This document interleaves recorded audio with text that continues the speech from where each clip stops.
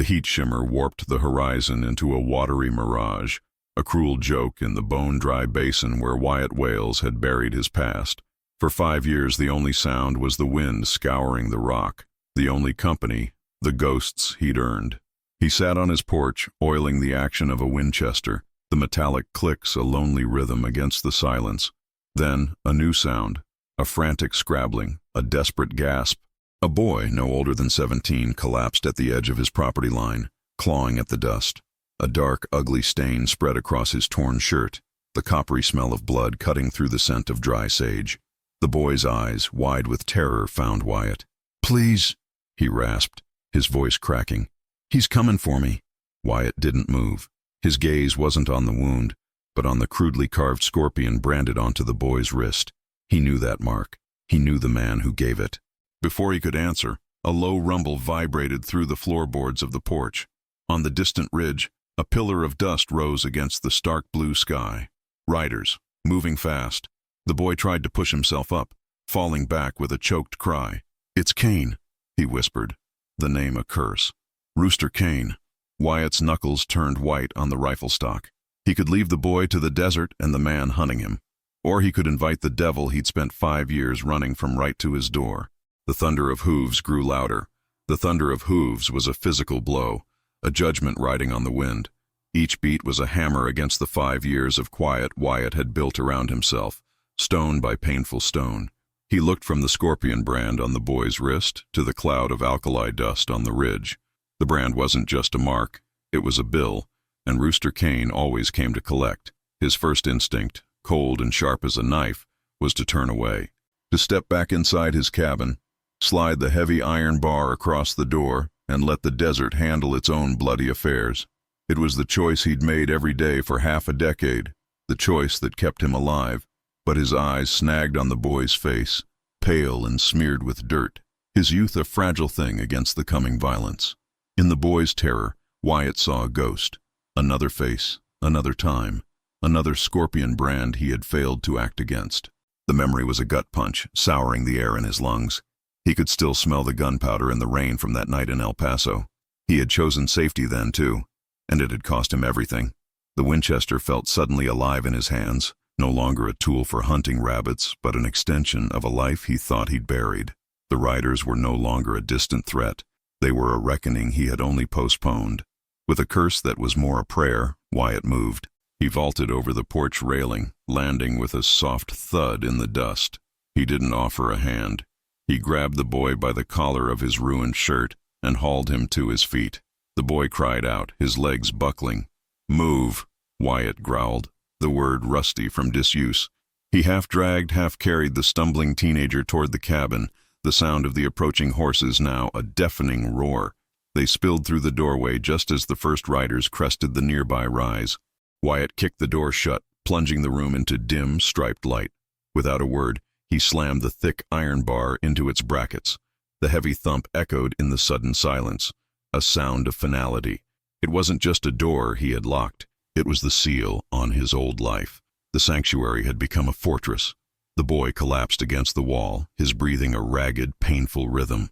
Outside, the world fell quiet as a dozen horses pulled to a halt, surrounding the small cabin. The siege had begun. The heavy thud of the iron bar echoed, and then a profound silence fell, thicker than the dust motes, dancing in the slivers of light from the boarded windows. Outside, the world held its breath, the creak of saddle leather, the soft stamp of a hoof, the low murmur of men. Each sound was a razor against the quiet. The boy, Jesse, lay slumped against the wall, his chest heaving in shallow, wheezing gasps. Wyatt didn't look at him. His eyes scanned the familiar confines of his one-room cabin, the cold hearth, the single cot, the sparse shelves. It was a shell he'd built to keep the world out, and now it was a trap. He moved to the nearest window, peering through a crack in the weathered planks. He counted them. 12 riders, spread out in a loose semicircle, their rifles held easy across their saddles. They weren't rushing. They knew they had him. A pained grunt from the corner broke his concentration. Wyatt turned, his face an unreadable mask of stone. He walked over to the boy, his boots loud on the floorboards. "Let me see it." It wasn't a question. Jesse flinched as Wyatt knelt, but he was too weak to resist. Wyatt ripped the boy's shirt wider, exposing the wound. It was a messy, dark hole just below the ribs, oozing blood that soaked the boy's trousers. It wasn't a clean shot. It was meant to make him suffer, to slow him down. Wyatt stood and walked to a small crate, his movements economical, devoid of any wasted motion. He returned with a bottle of whiskey, a strip of clean linen, and a long, thin knife he'd been using to skin a rabbit that morning. He heated the tip of the knife in the flame of an oil lamp until it glowed a dull orange. "This is gonna hurt," Wyatt said, his voice flat. He offered the boy the bottle. "Bite on this." Jesse shook his head, his eyes wide with a fresh wave of terror. "No, please." Wyatt's patience, thin as a whisper, snapped. He grabbed the boy's jaw, his grip like iron. "You want to bleed out on my floor, or you want to see the sun come up?" He didn't wait for an answer. He uncorked the bottle with his teeth, poured a burning splash of whiskey directly into the wound, and ignored the boy's strangled scream. Jesse's back arched, his hands clawing at the floorboards as the alcohol seared his flesh. Wyatt worked quickly, his face inches from the boy's. The smell of sweat, blood, and cheap whiskey filled the space between them. He probed the wound with the hot knife, his hand unnervingly steady. The boy sobbed, the sound muffled and pathetic. After a moment, Wyatt pulled out a flattened piece of lead, dropping it with a soft tink onto the floor. He poured more whiskey over the wound, then packed it tightly with the linen. The whole ordeal was over in less than a minute. He sat back on his heels, breathing a little harder than before. He stared at the brand on the boy's wrist. The scorpion. "You know what that mark means," Wyatt said, his voice low and dangerous. "It means you belong to him. So why'd you run?" Jesse, trembling and pale, finally found his voice. It was a ragged whisper. "The money. I took it." "How much?" $200. Wyatt almost laughed. It was a bitter, ugly sound. "You got yourself shot and cornered for $200? He stood up, turning his back on the boy as if the conversation was over. "It wasn't for me," Jesse blurted out, his voice gaining a sliver of strength. The shame in his tone was sharper than the pain. "It was for my sister, Clara." Wyatt froze, his back still to the boy. "Kane. He brought her to Tombstone." Jesse continued, the words tumbling out in a desperate rush. "He gets girls like her, young, with nowhere to go. He promised her work, a respectable job." The boy's laugh was a dry, hacking cough. "She serves drinks at his saloon, but it's more than that. The men, Kane lets them." He couldn't finish the sentence, choking on the words. "The money was to get her on a stagecoach, to get her to Santa Fe, to our aunt. I was supposed to meet her tonight." Wyatt turned around slowly. His face was different. The hard mask had cracked and something raw was showing through. His gaze wasn't on the boy's wound anymore, but on his face, searching it. "She know you did this for her?" Jesse shook his head, fresh tears tracing paths through the grime on his cheeks. "She thinks I'm just like them. Another one of Kane's dogs. She won't even look at me." He fumbled inside his torn shirt and pulled out a small tarnished silver locket, clutching it in his fist. "This was our mother's. I wanted to give it to her, before she left." The air in the cabin grew heavy, charged with something unspoken. The silver locket glinted in the lamplight, and for Wyatt, the small room dissolved. He wasn't in his cabin anymore. He was standing in the mud-slicked alley behind a cantina in El Paso, the cold rain plastering his hair to his skull. He saw another scorpion brand, on a different arm. He heard a different promise of escape, a different desperate plea, and he saw another silver locket, falling from a lifeless hand into a puddle, its glint swallowed by the murky water. He had stood there, hidden in the shadows, his own rifle in his hand, and done nothing. He had chosen to live. He had chosen wrong. He blinked, and the cabin solidified around him again. The boy was watching him, a question in his tear-filled eyes. Wyatt's expression was grim, but the cold indifference was gone, replaced by a deep, weary sorrow. He saw the boy, Jesse, but he also saw the ghost he'd been running from for 5 long years. He walked to the wall where his second pistol hung on a peg, a Colt Peacemaker. He checked the load, his movements deliberate. He tossed it, along with a handful of cartridges, onto the floor next to Jesse. "Load it," Wyatt commanded. The tone was still harsh, but the meaning had changed. It wasn't an order to a burden. It was an instruction to a partner. "Kane won't send his men in here while it's light. He likes to watch, but when that sun goes down, he'll get tired of waiting." Jesse stared at the pistol, then up at Wyatt. The fear was still in his eyes, but it was joined by something else, a flicker of hope, a fragile alliance forged in blood and bad memories. He nodded, his hands trembling as he reached for the gun. Just then, a voice boomed from outside, clear and confident, cutting through the stillness. "Wyatt Wales, you and I both know you ain't got the stomach for this. Send out the boy, and I'll let you crawl back into your hole. You have my word." It was the voice of Rooster Kane, and his words echoed the very doubt Wyatt had lived with every single day for the last 5 years. Rooster Kane's voice hung in the air, thick and oily. Jesse flinched as if struck, his eyes, wide and pleading, fixed on Wyatt. He was looking for an answer, a denial, a sign that the outlaw's words were hollow. He found none. Wyatt's face was granite. He didn't reply to Kane, didn't even glance toward the door. Words were a currency he no longer traded in. Instead, he moved. He crossed the cabin in 2 long strides, his boots echoing the finality of the bolted door. He stopped at a small circular hole he'd drilled in the north wall years ago, a spyglass for watching storms roll in over the mesas. Now it served a different purpose. He pressed his eye to the opening, the rough wood scratching his skin. The sun was a malevolent eye, baking the hard-pan clay. Out in the glare, a man dismounted. Rooster Kane. He wasn't a large man, but he held the ground like he owned it. He wore a dusty black coat despite the heat, and a wide-brimmed hat that shadowed a face of sharp angles and cruel amusement. He moved with a lazy arrogance, a predator who knew the trap was sprung. He stopped a good 50 yards out, a safe distance, and turned his face toward the cabin. "Jesse, boy!" Kane's voice cut through the heat. It wasn't a shout. It was conversational, as if he were talking across a saloon table. "I know you can hear me. You think you're the first pup to try and run out on me with his tail between his legs? You stole from my house. There are rules about that." He reached into his coat pocket and pulled something out. It glinted in the sun, a small, familiar shape. Jesse, who had crawled his way to the main window to peek through a crack, let out a strangled gasp. Wyatt didn't need to look. He could feel the boy's hope curdle into dread. "Recognize it?" Kane called, holding the object higher. It was a silver locket, identical to the one Jesse clutched in his pocket. "Clara was so worried when you didn't show. She gave this to me, for your safe return." He let out a low, rumbling laugh. "She's a trusting thing, your sister. Still believes in fairy tales. Still believes her big brother is coming to rescue her." Every word was a nail hammered into Jesse. The boy slumped back against the wall, his breath coming in ragged hitches. The money, the escape, the entire desperate plan, Kane had known all along. He had been playing with him. "So here's the bargain, boy," Kane continued, his tone hardening. The last shred of amusement vanished. "You walk out that door, hands high. You give me back what's mine. You take your punishment. You do that, and I'll send word to Tombstone. I'll tell my associates to let the girl go. She can take the next stage to Santa Fe, no questions asked." He paused, letting the offer sink into the suffocating silence. "But if you ain't out here by the time the sun touches that ridge, I send a different message. And the men who work for me, they don't have my patience." The threat was absolute. The stakes had just leaped from Jesse's life to his sister's soul.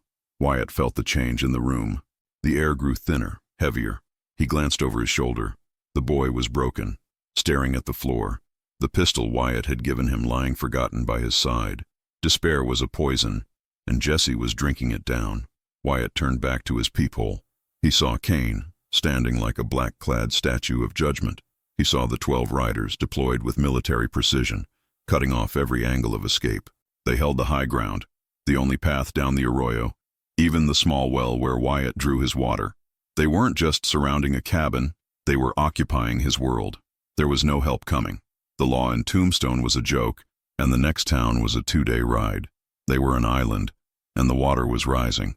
A cold fire sparked in Wyatt's gut. It was the old feeling, the one he'd tried to drown in whiskey and solitude for 5 years. He pushed himself away from the wall. "Pick it up," he said. Jesse didn't move. "I said pick it up." Wyatt's voice was like rocks grinding together.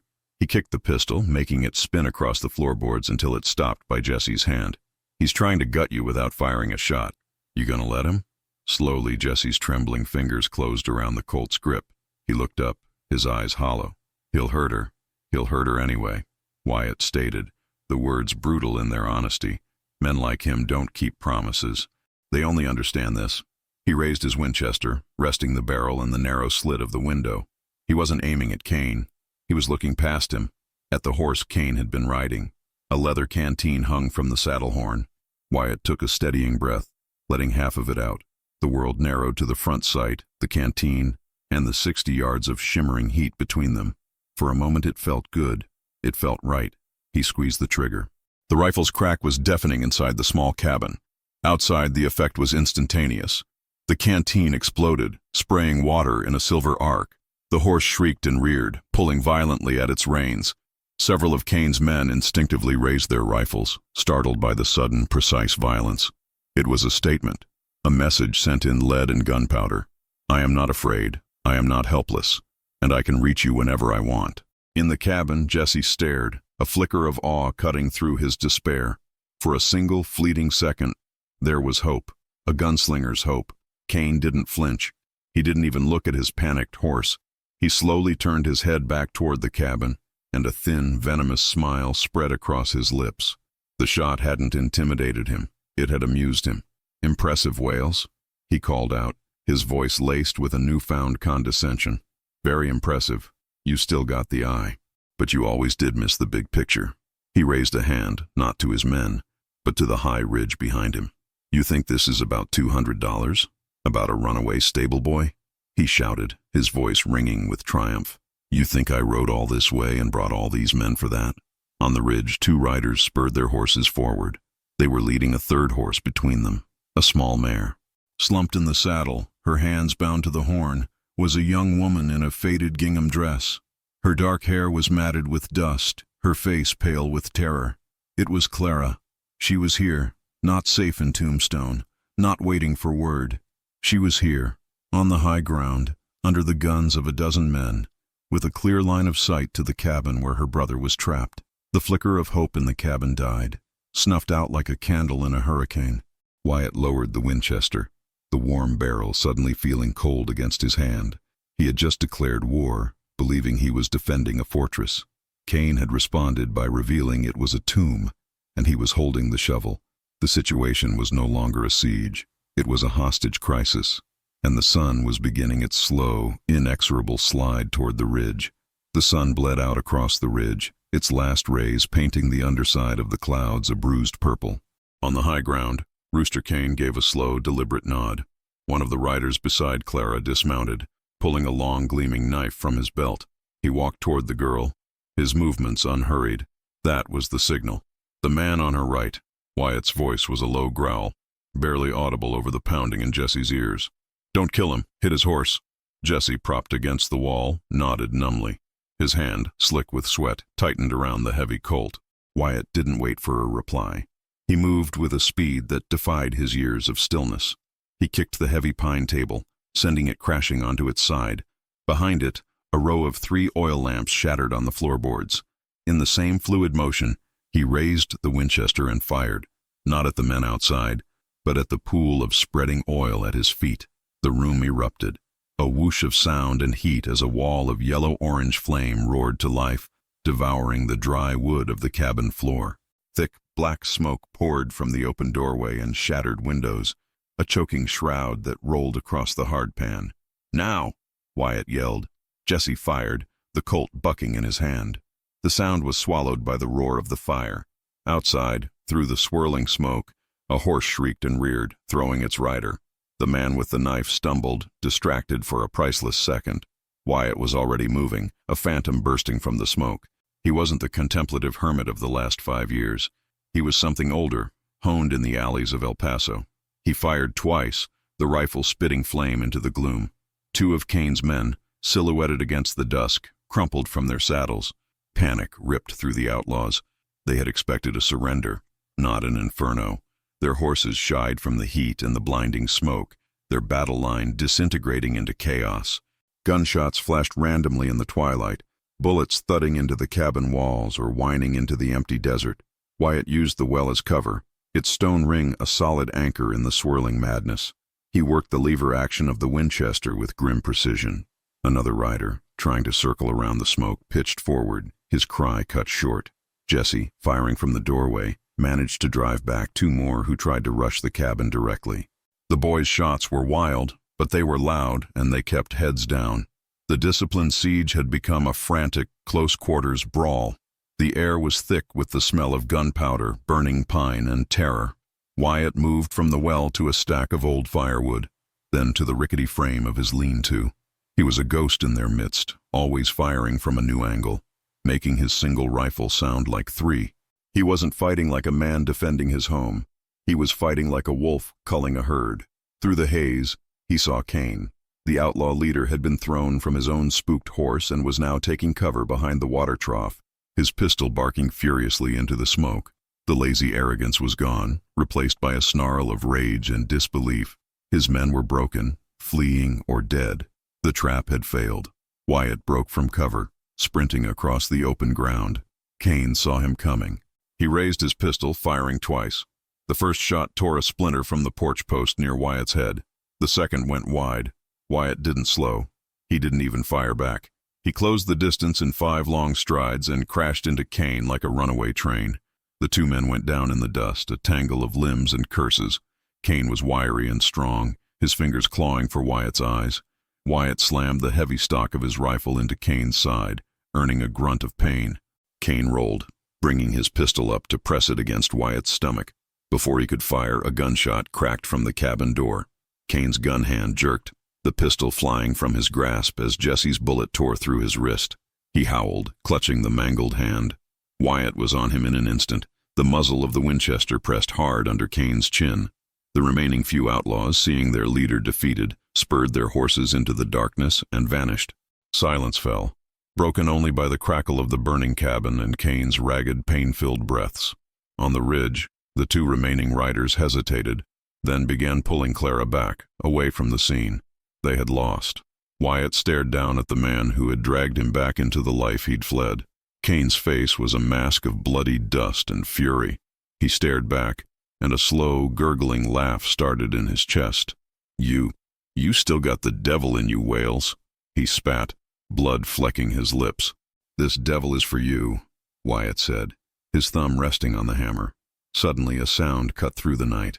Clear and cold, it echoed from the distant mesas. A bugle call. It wasn't a ragged outlaw signal. It was crisp, military. Kane's laugh grew stronger, wilder. "You hear that, Wales? You hear it?" Wyatt's gaze lifted from Kane to the far southern ridge. A new cloud of dust was rising, larger than before, moving with disciplined speed. It was a column of riders. At its head, a small flag whipped in the wind. Cavalry. You think I'd come all this way without insurance?" Kane choked out, a triumphant gleam in his eyes that defied the gun at his throat. "I got friends. Important friends who owe me favors." The column grew closer. They weren't riding to investigate a fire. They were riding with purpose. "They ain't here for me," Kane whispered, the sound of venomous promise. "They're here for the girl. Got a federal warrant. Says she's a hostile witness in a tribal dispute. Needs to be transported to Fort Laramie for her own protection." He smiled, a terrible, bloody grin. "It's all official, all legal. And you just fired on the men assisting a federal action." Wyatt stared at the approaching soldiers. The victory turned to ash in his mouth. He hadn't just defeated a band of outlaws. He had declared war on the United States Army. The fire behind him wasn't a signal of his triumph. It was a beacon, guiding his own damnation right to his door. The bugle call was a death sentence written on the wind. The approaching cavalry wasn't a rescue. It was the second, larger jaw of the same trap. Wyatt felt the rifle under Kane's chin, the fragile leverage of one man's life against the weight of federal authority.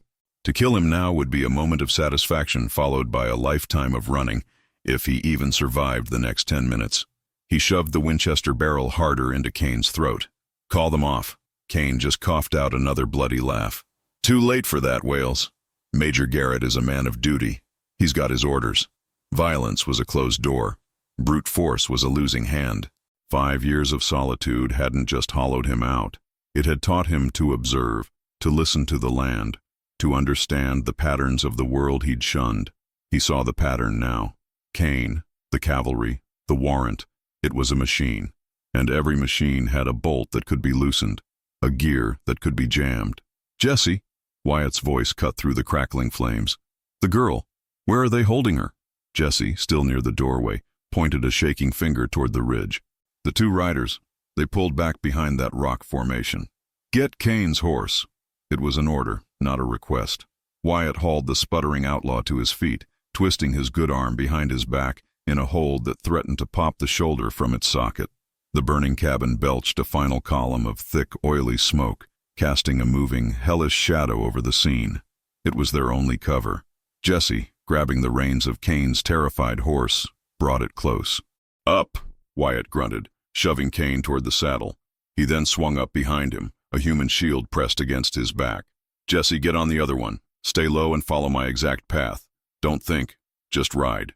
He spurred the horse not toward the open desert but directly into the deepest shadow cast by the northern mesa, a sliver of pure blackness the cavalry hadn't yet reached. They plunged into the night, the sounds of the approaching column growing behind them. They were a fleeting shadow against the rock, swallowed by the terrain Wyatt knew better than the lines on his own hand. He didn't ride for speed but for silence. He led them through a dry wash littered with smooth stones that muffled the horse's steps, then up a narrow game trail that was nearly invisible in the dark. For an hour they moved through a labyrinth of rock and shadow, the bugle calls growing fainter, more confused. Finally, Wyatt reined in at the base of a sheer rock face that seemed to be a dead end. He dismounted, pulling Kane with him. "We walk from here." He pointed to a fissure in the rock, a crack barely wider than a man's shoulders, masked by a thick growth of greasewood. "In there." The place had a name whispered by old prospectors, the Widowmaker's Folly. It was a failed silver mine, a black hole that had swallowed one man's fortune and another man's life. For 5 years, it had been Wyatt's storm shelter, his larder, his secret. Now, it was his interrogation room. Inside, the air was cold and dead, smelling of damp earth and stale gunpowder. Wyatt lit a small lantern, its glow pushing back a suffocating darkness that felt absolute. The mine shaft was a narrow tube shored up with rotting timbers, ending after 30 feet in a small, excavated chamber. He threw Kane against the far wall. The outlaw slid to the floor, cradling his shattered wrist, his face pale in the lamplight. The arrogance was gone, replaced by the cornered animal awareness of a man who had completely lost control. Wyatt turned to Jesse. The boy was leaning against a support beam, the borrowed Colt still in his hand, his eyes fixed on Kane with a homicidal intensity. "Your sister," Wyatt said, his voice flat and businesslike. "What does she look like?" Jesse blinked, caught off guard. "What? She has dark hair, brown eyes. She's small. Anything else? A piece of clothing? A ribbon? Something they could see from a distance?" "Her shawl," Jesse said, his voice cracking. "Our mother made it. It's blue, a bright blue." Wyatt nodded, turning his attention to Kane. He knelt, his face inches from the outlaws. "The warrant. Major Garrett's orders. Tell me about them." Kane spat. "Go to hell." Wyatt didn't flinch. He simply stared, his gaze patient and heavy. "Major Tom Garrett fought at Shiloh, commanded the 3rd at Little Bighorn, one of the few officers to hold his line. He's a career man. His reputation is everything. He doesn't strike me as the kind of man who runs errands for a 2-bit hustler from Tombstone." Kane's eyes flickered. It was a small tell, but in the silent tomb of the mine, it was as loud as a gunshot. "So you're not friends," Wyatt continued, the pieces clicking into place. "You paid him, or you have something on him." He shook his head. "No, a man like Garrett can't be bought, and he's too careful to be blackmailed. So you fed him a story, a good one that made him feel like he was doing his duty." Wyatt stood and paced the small chamber. "A hostile witness in a tribal dispute. That's clever. It's a federal matter. It gives him jurisdiction. But it's a lie. There is no dispute. There is no warrant. You forged it, or you had someone forge it for you." Kane remained silent, but his breathing was shallow. "You didn't expect me," Wyatt stated, pointing a finger at his own chest.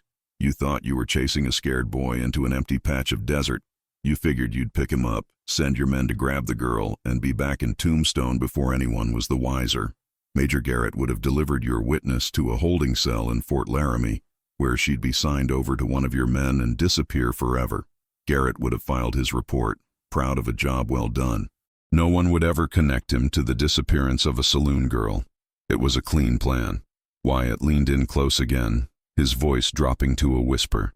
"But I was here, and now your clean plan is covered in blood and smoke. Now there are dead bodies.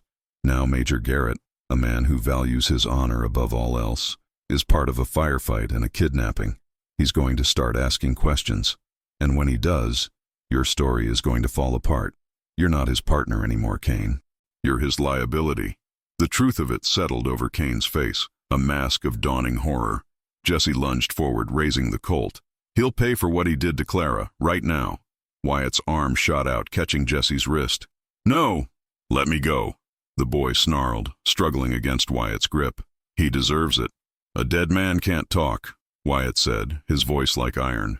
And right now, his words are the only bullets we got left. He wrestled the pistol from Jesse's hand. We're not getting out of this by killing him. We're getting out of this by using him. He turned back to the trembling outlaw on the floor. His plan, born of desperation and a deep understanding of men like Garrett, was now fully formed. It was a terrible risk, but it was the only move he had left. Here's what's going to happen, Wyatt said to Kane. You're going to get Major Garrett to meet you, alone. He picked up a loose stone from the floor. I'm going to let you go. You're going to walk out to the main trail. You're going to tell his scouts you got away. You're going to tell them I'm wounded, holed up in a canyon to the east. A complete lie. You're going to tell them the girl is with me. Then you're going to tell the Major that you know a way to end this without more bloodshed. You'll lead him to the old cottonwood tree in the center of the basin. You'll tell him it's a parley. Kane stared at him, incredulous. You're going to let me go? A glimmer of his old arrogance returned. You're a fool, Wales. I'll lead him right to you. No, you won't, Wyatt said calmly. He held up the stone. Because Jesse here is going to go back to that ridge overlooking your men. He's gotten very good with that pistol. And if you're not at that tree with the Major, alone, in 1 hour, he's going to put a bullet in your man holding the bright blue shawl. The color drained from Kane's face again. He had used Clara as leverage against Jesse. Now Wyatt was using her as leverage against him. You'll lead Garrett to the tree, Wyatt continued. You'll stand there, and you'll wait. And then I will come out, and you will tell him the truth. All of it. The lie about the warrant, the plan to traffic the girl, everything. You will confess, and you will make him your accomplice or your accuser. You will give him a choice. Cover up a crime and ruin his career, or uphold the law and arrest you. A man like Garrett only has one choice to make. It was perfect in its awful logic. It used Kane's own deceit to destroy him and relied on the Major's one predictable trait, his honor. It was a solution born not of a fast trigger finger, but of a deep, weary understanding of human nature. Wyatt turned to Jesse, handing him back the Colt and a handful of extra cartridges. Can you do it? Can you watch and not act, unless he betrays us? Jesse looked from Wyatt to the broken man on the floor. The raw need for vengeance still burned in his eyes, but it was tempered now by a sliver of cold, calculated hope. This was a better revenge. This was justice. He gave a sharp, determined nod. Wyatt cut a strip from Kane's own shirt and gagged him. He dragged him back through the narrow fissure and into the cold night air. The basin was quiet. Far in the distance they could see the flicker of cavalry campfires. 1 hour, Wyatt said, shoving Kane forward into the darkness. The devil gets his due. He watched the outlaw stumble away, a messenger sent to arrange his own execution. He had passed the point of no return when he'd opened his door to the boy. But now, standing in the cold desert night, he had made a different choice. He wasn't just fighting for survival anymore. He was orchestrating a reckoning. The man from El Paso would have run. The Hermit of the last 5 years would have hidden. But this man, the man Wyatt was becoming, was walking willingly into the lion's den, armed with nothing but the truth. The lone cottonwood tree stood skeletal against the bruised pre-dawn sky. Beneath its bare branches, Major Tom Garrett sat astride his horse, a ramrod-straight figure of military discipline. His face, etched with lines of impatience and suspicion, was fixed on the disheveled form of Rooster Kane, who stood nursing his shattered wrist. The air was cold and thin, carrying the sour tang of burnt pine from the ruins of Wyatt's cabin. From the deep shadows of the rock face, Wyatt Wales emerged. He didn't walk like a man coming to a parley. He moved with the weary deliberation of a man coming to end a long and tiresome argument. He carried his Winchester low, its barrel pointed at the ground. Major Garrett's hand tightened on his saddle horn. Mr. Wales, I was told you were holding a federal witness. You were told a lie, Major, Wyatt said, his voice level. He stopped 20 feet away, his eyes never leaving Garrett's. He didn't even glance at Kane. The only hostile witness here is the man who brought you. Garrett's gaze shifted to Kane, his expression hardening. "Mr. Kane, you will explain yourself. Now." Kane, caught between the unyielding soldier and the ghost who had walked out of the dark, seemed to shrink. The venom was gone, replaced by a desperate, rat-like cunning. "He's lying, Major. The boy Jesse, he's part of a criminal ring. The girl is his accomplice. They were planning to rob the Tombstone payroll. The warrant. There is no warrant." Wyatt cut in, his voice slicing through Kane's frantic chatter. "Just a piece of paper you had made. You traffic girls out of your saloon, Kane. You sell them. Clara was next on your list. Jesse stole $200 to get her out, and you hunted him down to make an example of him." Each word landed like a physical blow. Major Garrett's face, already stern, became a mask of cold fury. He looked from Wyatt's unwavering stare to Kane's sweating, panicked face. He saw the truth. He saw how his honor, his uniform, his very name, had been used as a tool by the sniveling creature before him. "You brought the United States Army into your squalid affair." Garrett's voice was dangerously low. "You fabricated a federal document and requested military assistance to settle a personal score?" "It was him!" Kane shrieked, pointing a trembling finger at Wyatt. "He's the murderer! He killed my men!" "I defended myself," Wyatt said calmly. "After you put a knife to a girl's throat. That was the final piece." Major Garrett dismounted, his boots hitting the ground with a thud of finality. He walked directly to Kane, his disgust radiating like a heat wave. He didn't speak. He simply ripped the insignia from his own tunic and threw it at Kane's feet. Then he drew his service pistol. "Sergeant!" Garrett's voice boomed across the basin, a command that cracked like a whip. "Place this man under arrest. Charge him with impeding a federal officer, fraud, and conspiracy. Take his remaining men into custody as well. And you will find the young woman on that ridge, and you will bring her to me, unharmed." From the cavalry line, troopers spurred forward. Kane stared in disbelief as they surrounded him, his desperate gamble collapsing into ruin. He had counted on Garrett's ambition, his desire for a clean resolution. He had fundamentally misjudged the man, believing honor was a weakness, not a foundation of iron. As they dragged Kane away, another party of soldiers returned from the ridge, their movements gentle. Between them walked Clara. She was dusty and terrified, but she was safe. At the same moment, Jesse came scrambling down the rocks, the big Colt clutched in his hand. He stopped, his breath catching in his throat. "Clara." She looked up, her eyes wide. She saw her brother, not as Kane's dog, but as a lone figure standing against an army, his face streaked with soot and tears. She ran the last few feet and collapsed into his arms, her sobs muffled against his chest. Jesse held her tight, his own body trembling with relief. After a long moment, he pulled back. He fumbled in his pocket and produced the small, tarnished silver locket. His hands shook as he pressed it into her palm.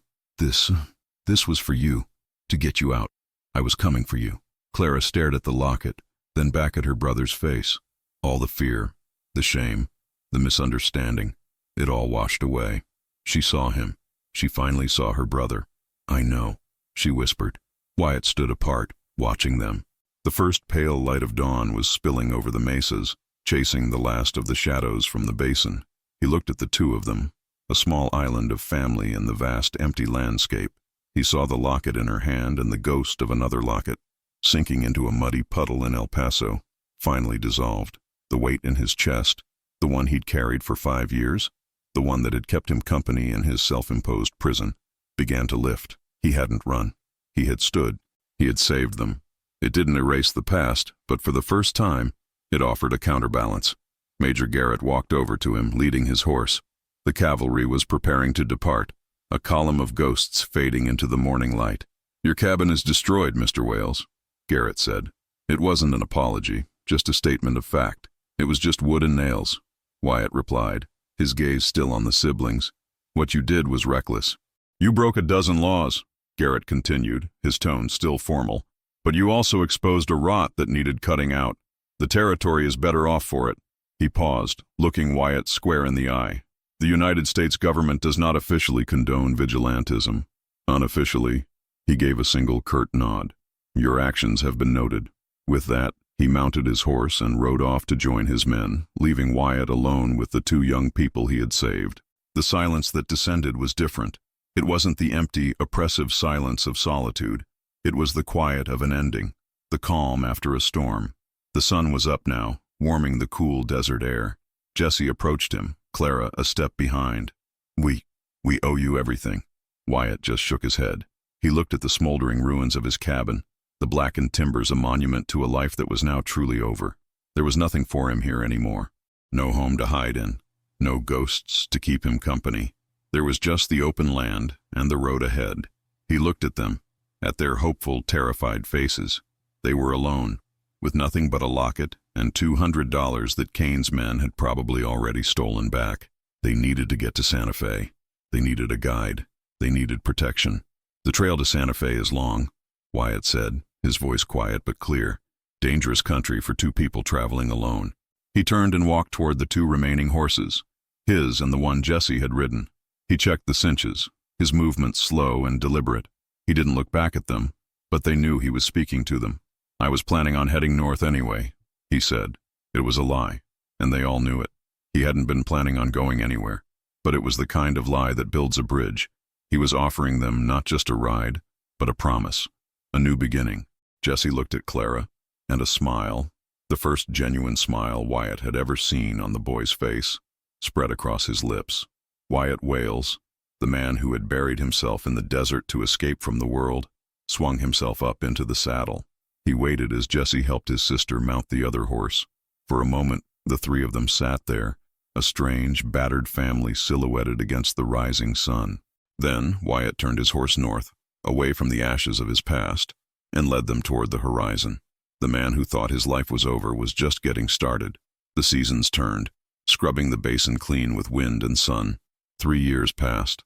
The desert, in its slow, indifferent way, reclaimed the scorch marks where Wyatt's cabin had stood. But the land was no longer empty. Where one small, lonely structure had been, there was now a ranch.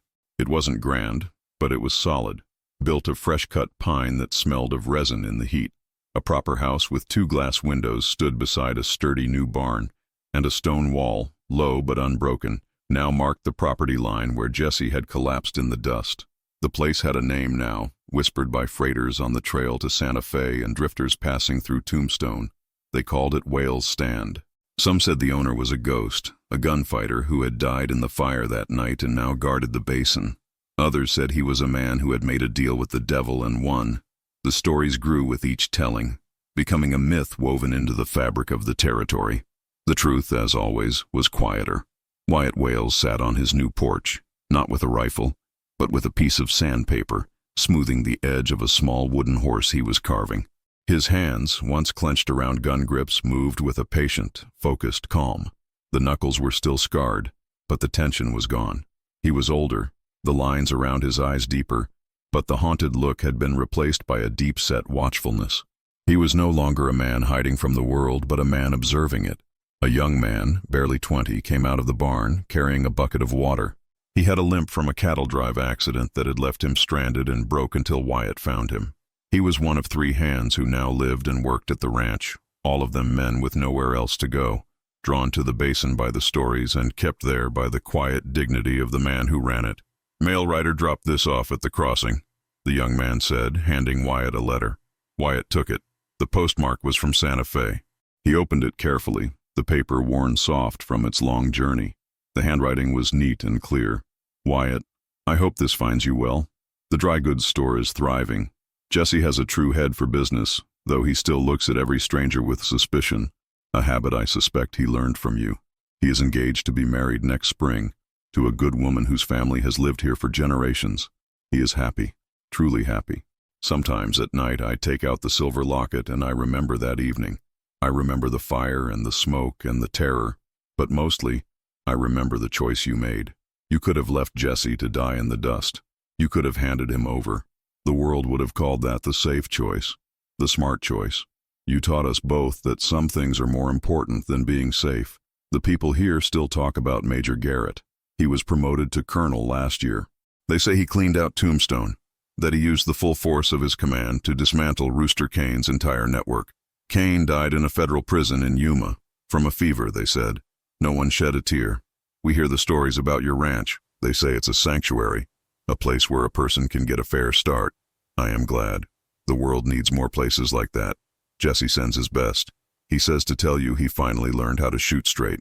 May you have peace, Wyatt. You earned it for us." I pray you have found some for yourself.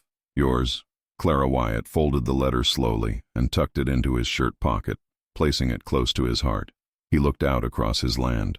The small patch of dirt he had once defended was now a field of corn, its green shoots a stubborn miracle in the dry soil.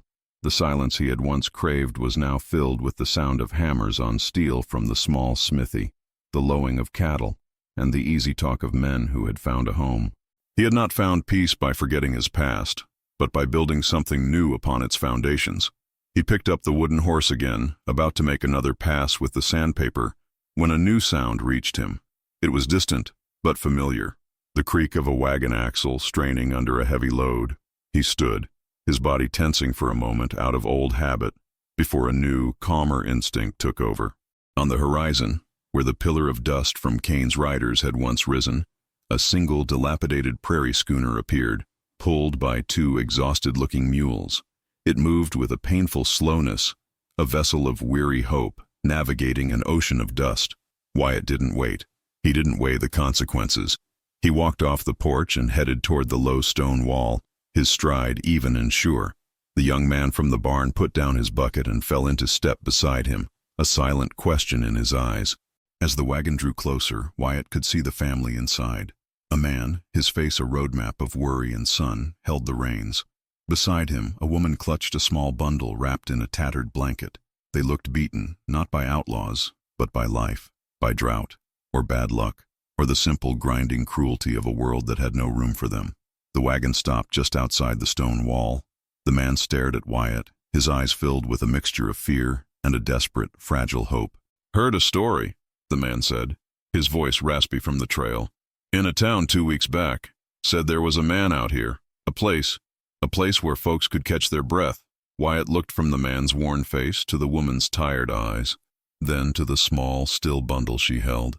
He remembered another boy, clawing at that same line in the dust, bringing a war to his door.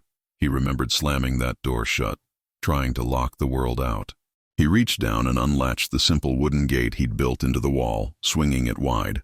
"The story's true," Wyatt said. His voice was the same low baritone, but the rusty edges were gone. "Water your mules at the trough. The wife can bring the child inside. There's stew on the stove from supper." The man stared, his mouth slightly agape, as if he couldn't comprehend the simple, unconditional offer.